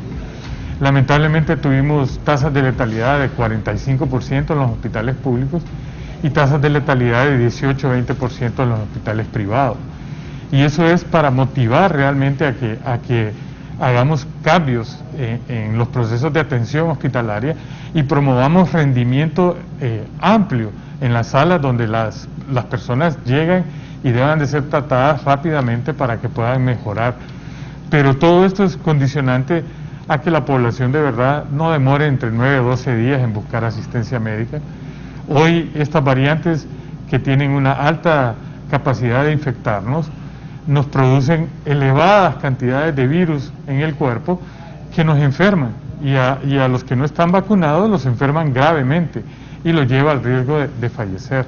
Y eso lo estamos viendo cada vez más frecuente. Yo le comentaba al al licenciado, cifras de los que estaba reportando el doctor Gamero. Yo tengo el informe del hospital de Jersey de Houston del 10 de agosto y habla sobre la sala de COVID, donde tiene 90 ingresos, 7 son pacientes vacunados, 83 son no vacunados, tiene 25 en cuidados intensivos, todos son no vacunados, y tiene 10 intubados, y los 10 todos son no vacunados. Es decir, la vacuna todavía da un efecto de protección, pero no un exceso de confianza. Todavía hay salas donde hay personas vacunadas que están ingresadas, pero nosotros nos hemos creído de que una vez que me vacunan, yo estoy hartamente protegido y tengo la libertad de hacer mi vida normal. Le comentaba al licenciado Raúl que al principio de esta pandemia nos preocupaban los asintomáticos porque no había forma de determinarlos, pero ahora nos preocupan los asintomáticos y los vacunados, porque de alguna manera el vacunado no llega a desarrollar un cuadro intenso, siente que no está enfermo y sigue desarrollando su vida normal. Y esa vida normal es más normal cuando llega a la casa. Se quita la mascarilla, se acerca más a sus familiares más cercanos, y ahí es donde hemos tenido lo que don Edwin describía con mucho dolor, una familia donde perdemos al papá, luego a la mamá, luego a la abuela, una tía. todos del mismo núcleo familiar. Y eso es sencillamente porque estamos perdiendo el respeto a un virus, que ahora vuelvo a decir, prefiero meterle miedo a la gente, pero que permanezca viva y no que permanezca relajada con peligro de muerte inminente, como bien dice el doctor Gamero, cuando llegan al hospital. Pero es que fíjese que hemos llegado a un punto que no es que estamos metiendo miedo, sino que solo estamos diciendo la verdad. La verdad. No estamos inventando nada. Lo que él acaba de declarar, don Edwin, ¿quién no se va a ajustar con eso? Y él no está diciendo la verdad, no está diciendo ninguna mentira. Doctor Herrera, por favor. Sí, lo que dice don Edwin, sí, definitivamente es la realidad, y yo dudo que haya muchos televidentes en este momento que no hayan pasado por el drama de un amigo que haya fallecido por COVID, o algún familiar que haya fallecido por COVID. El drama familiar del hecho de que una persona se contagia fuera de la casa, regresa a la casa, contagia a su familia y muere 1, 2 o 3 de sus familiares, y esa es una culpa que se lleva el resto de los días. O sea, esa persona mató literalmente a sus familiares al no cuidarse y al llegar a la casa y relajar las medidas de bioseguridad. Y es dramático. Personalmente yo lo he pasado. O sea, el año pasado yo perdí a mi cuñada. La ingresamos inicialmente en un hospital privado, pues los costos eran bastante altos. Luego la pasamos al Hospital Leonardo Martínez Valenzuela, aquí en San Pedro Sula. Lastimosamente en ese momento en el hospital, y creo que todavía no se le había pagado a los intensivistas, entonces los intensivistas no estaban llegando, lo cual es bastante dramático para los pacientes, porque cuando ya un paciente está en alto flujo y luego necesita ser transportado a una unidad de cuidados intensivos, necesita ir en ambulancia, y las ambulancias no tienen alto flujo, no tienen esa cantidad de oxígeno, y el paciente en ese trayecto se ahoga. O sea, el sufrimiento del paciente en ese momento es enorme. Tener hospitales, o sea, pacientes graves hospitalizados de COVID en un sitio donde no se cuenta con todos los recursos, una unidad de cuidados intensivos, por ejemplo, y donde se tenga que trasladar al paciente, no es adecuado. Y yo viví eso en carne propia. Los intensivistas, pues gracias a Dios, por amistad, somos médicos, pues entonces la amistad cercana que nos une, ellos iban a visitar a mi cuñada, y de paso visitaban sin salario de sueldo a todos los demás pacientes que estaban en esa sala. Lastimosamente mi cuñada murió, y es un drama familiar. Definitivamente es algo bastante desgarrador. Los padres, el sufrimiento de los padres al ver a sus hijos morir, y eso se ha visto a todo lo largo del país. Yo creo que hay poca gente que no haya visto eso. Y eso sin contar las secuelas del COVID, o sea, lo que llamamos el COVID largo, o la incapacidad que causa el COVID a estas personas que estuvieron graves, pero no estuvieron en una unidad de cuidados intensivos, tal vez, o que sí estuvieron en una unidad de cuidados intensivos y tienen secuelas que les duran por muchos meses. Secuelas neurológicas, falta de sueño, problemas de memoria, problemas para cansancio continuo, problemas para deambular.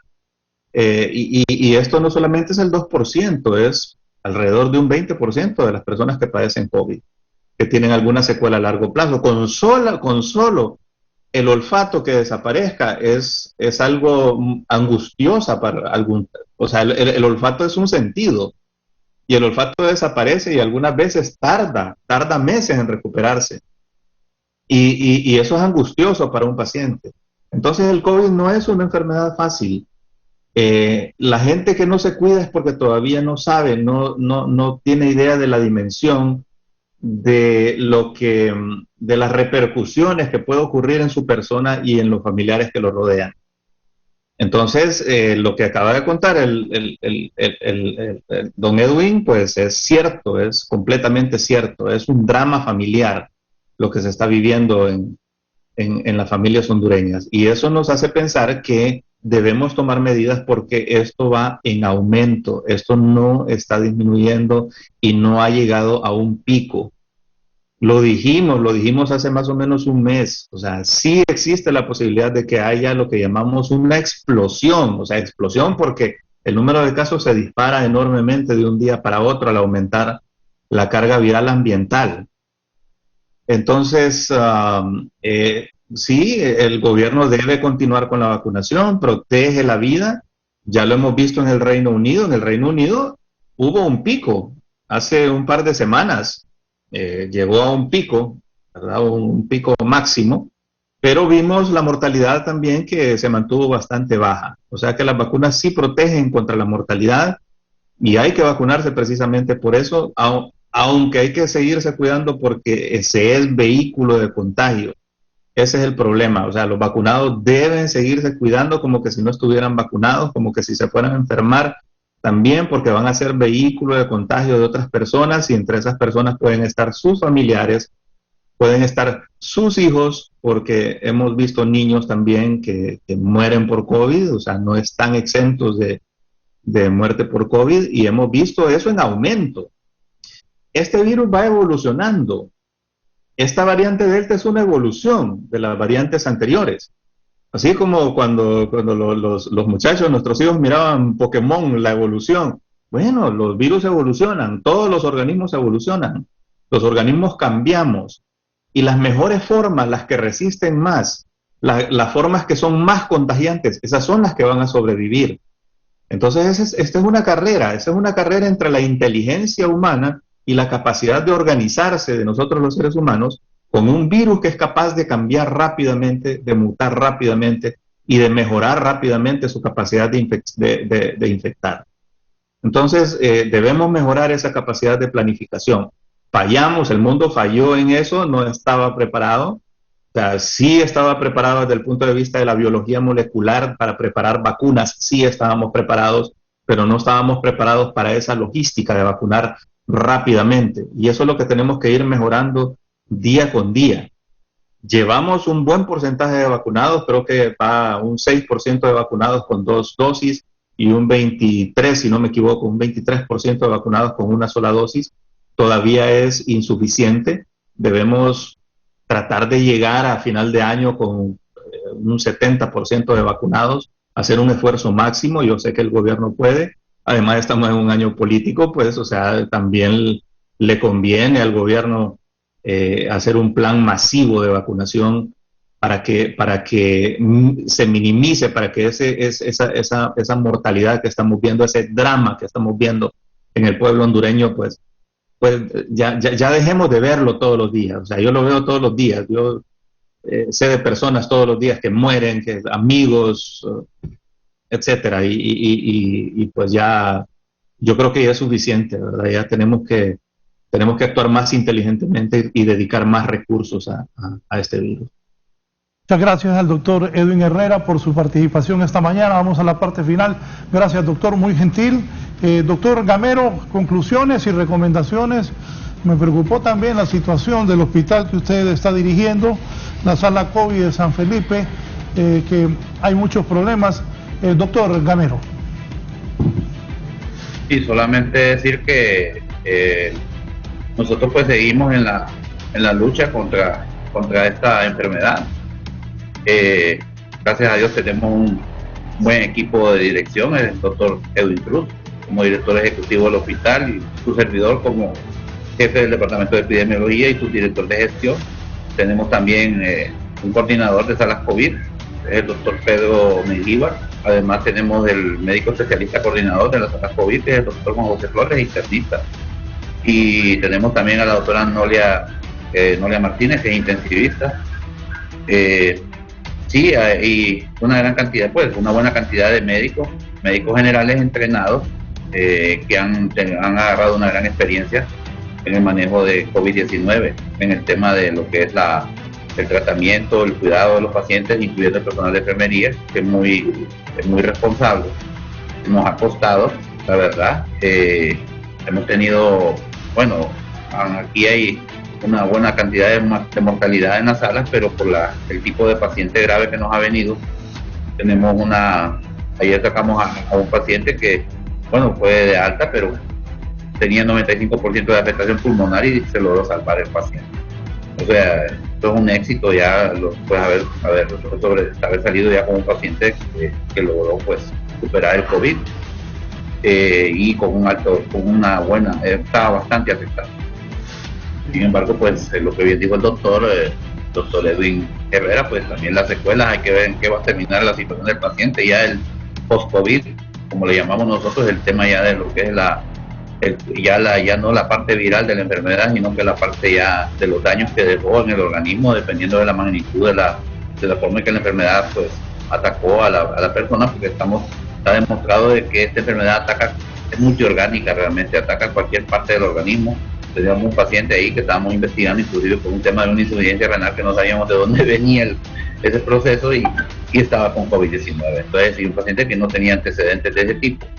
Entonces ya estamos viendo de que esta situación, el virus es un virus que realmente no lo conocemos, cada día está evolucionando de una manera diferente, y tenemos que estar claros también en el hecho de que siempre tiene que haber claridad entre lo que son mutaciones, entre lo que son variantes y lo que son cepas, porque a veces hay gente que no sabe diferenciar eso, y sí tenemos que estar claros que una mutación pues es algo que cambia, así como la gripe.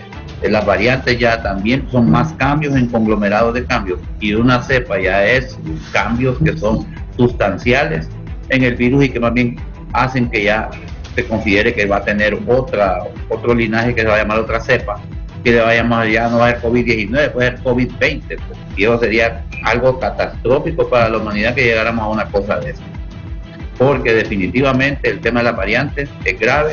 Hay una variante Delta, una variante Delta Plus.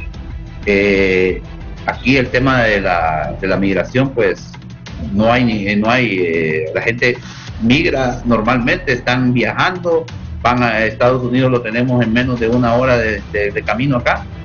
O sea, si nos vamos al tema de lo que es acortar distancias por medio de avión, o sea que igual los barcos, todo lo que nos venga a nosotros, las fronteras, es un tema ya de realmente tomar un poco más de conciencia en ese aspecto, y poner un poco más de énfasis en el control comunitario, a nivel comunitario. En el tema de las epidemias se necesita una gran cantidad de trabajo, y una de partes es el trabajo educativo que se tiene que hacer con la población. El tema, como le puedo reiterar, completamente en desacuerdo con el tema de reapertura de sitios de alta concentración. El tema de los colegios, las escuelas, es una cosa tremenda. Los jóvenes son los que más tienen carga viral en el tema de los virus. Entonces esto tiene que replantearse, tiene que reflexionarse sobre estos temas. Yo creo que tenemos que ser un poco más, tenemos que replantear la forma en que se está afrontando este problema. Cerrar la economía no es la solución tampoco, porque tampoco lo estamos diciendo, que de algo la gente tiene que comer, pues tiene que trabajar, pero yo creo que sí se tiene que vigilar la forma en que la gente está ejerciendo sus funciones productivas. No pueden andar ahí de fiesta en fiesta. Estamos hablando ya de andar en grandes partidos de fútbol. Ahí están, bueno, estoy viendo que va a haber un partido de fútbol, entonces yo sinceramente no sé cuál es la razón o la dinámica que se está siguiendo en eso, porque desde el punto de vista técnico y científico yo no lo encuentro todavía. Eso es lo más importante, y pienso que sí tenemos que tomar conciencia. El pueblo hondureño tiene que entender que esta situación es grave. O sea, no estamos lejos de resolver esto. Lo dijo el doctor Herrera también. Hay un término que le llamamos hiperepidemia. Hiperepidemia, que estamos en medio de la epidemia, pero con unos picos que sin haber llegado a meseta nunca, porque ese es el país más raro del mundo también. Nunca hemos hecho meseta. Miremos la curva, Henry, tú sabes que es cierto. Y analiza la curva de COVID desde que empezó el COVID, jamás ha habido una meseta. En Honduras no ha habido meseta. Sencillamente es una curva elongada que se ha ido extendiéndose en forma elongada, porque en un momento determinado se tomaron medidas, en otro momento se cortaron medidas, se volvieron a tomar, y hemos estado en un vaivén de cosas. Y eso es lo que estaba haciendo, como dije, que es como una muerte lenta, le llamamos nosotros a eso. pero nos ha dado tiempo por lo menos para el proceso de vacunación. Pero para que sea un éxito la vacunación, necesitamos que también se empiecen a tomar medidas de contención epidemiológica. El tema de los vacunados, el hecho de que esté vacunado, al final la inmunidad de rebaño no la va a adquirir si está transportando virus a otras personas, porque eso ya no es inmunidad de rebaño. El virus no permite realmente, estamos viendo que no permite la inmunidad de rebaño. No nos engañemos, el virus no permite la inmunidad de rebaño. Si lo analizamos fríamente, miramos el tema de Israel, por ejemplo, que tenía casi 100% de población vacunada y tuvieron que volver a cerrar. Tuvieron ya problemas con las variantes porque ya empezó la transmisibilidad de los vacunados. Es un tema tremendo realmente. Creo que sí se tiene que replantear la situación en una forma muy técnica y profesional y buscar poner la mano de conciencia y no solo de tipo económico. Yo lo vuelvo a reiterar. El tema hay un sector del empresariado, del gran empresariado, que lo único que les interesa es el tema de mantener siempre la situación. Estamos hablando del tema de la situación económica y hablemos también de la banca y todo eso. O sea, hay una situación inclusive hasta de la situación económica de toda la gente que no pueden inclusive pagar sus créditos, un montón de cosas que se les ha pedido que tienen que bajar esas medidas de dureza. En otros países lo están haciendo, un sacrificio por lo menos de un tiempo para tratar de que el país salga de este lío. Sin embargo, lo que estamos viendo son altas presiones para eso y lo que entiendo más bien es haciendo cosas contrarias a los intereses de las mayorías y al tema y atentando inclusive contra la salud de grandes segmentos de población. Eso tiene que reflexionarse y considero que tiene que tomarse muy en cuenta. Muchas gracias al doctor Manuel Gamero. Nos vamos, don Edwin, sus palabras finales. Gracias también por haber participado. Gracias, licenciado, y felicidades, y agradecer también a los doctores, ¿verdad? Al doctor Andino, al doctor Herrera y al doctor Gamero. Y el llamado es pues a la población, como siempre, a respetar las medidas de contención y a las instituciones del gobierno, pues buscar la manera de consensuar una estrategia donde podamos participar todos los actores, ¿verdad? Nosotros, en el caso del sector funerario, ponemos a disposición nuestra logística a nivel nacional y en los lugares recónditos donde no existe un vehículo, el sector funerario sí lo tiene para poder contribuir con la CESAL en la movilización de su personal. Muchas gracias, don Edwin. Cerramos con el doctor Henry Andino. Henry. Bueno, gracias por la invitación de nuevo y la oportunidad de volver a recalcar el mensaje más importante que hemos dicho desde un inicio de esta pandemia. Necesitamos recurrir a la autoprotección, nosotros necesitamos cuidarnos nosotros, y yo le pido a la población que de verdad asuma con responsabilidad el hecho de cuidarse, de colocarse una mascarilla correctamente, de usar alcohol gel o lavarse frecuentemente las manos y evitar al máximo la aglomeración de personas. El distanciamiento físico y el distanciamiento social son parte integral del cuidado que yo debo de tener y de la protección que me va a brindar algo que debo de hacer yo para cuidarme de este virus. Eso es lo que quisiera que la población se quedara y por supuesto reflexionara en las cosas que don Edwin nos compartió, y que la verdad es, como bien decía el doctor Gamero, la situación no es nada favorable y estamos en una situación de crisis, y si no nos cuidamos nosotros, no cuidamos al resto, y eso es muy importante para la población. Gracias, doctor. Gracias a todos los participantes, a ustedes por habernos permitido ingresar a sus hogares. Les repito, hay más muertes, el doble este año que todo el año pasado. Si tiene oportunidad de vacunarse, vacúnese. Un muchacho que trabaja conmigo un día me dijo que no, que él no creía en eso. Y varios días lo estuve convenciendo hasta que el otro día me dijo, me fui a vacunar. Qué bueno, vacúnese. Si tiene la oportunidad, el tener acceso a una vacuna, aprovéchelo. Que Dios nos proteja, porque el COVID sigue matando a cientos de hondureños. Buenos días, que tengan un buen viernes.